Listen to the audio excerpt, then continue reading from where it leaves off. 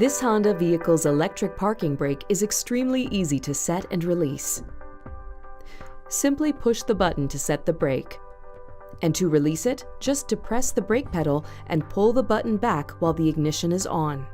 The electric parking brake will also release automatically when the accelerator is pressed, assuming the driver's seatbelt is fastened and the transmission is in gear.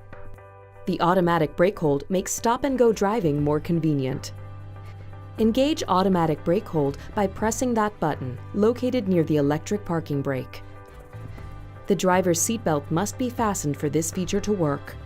Now, after you've braked to a stop, the brake will remain engaged, even if you remove your foot from the pedal. It will automatically release when the accelerator is pressed.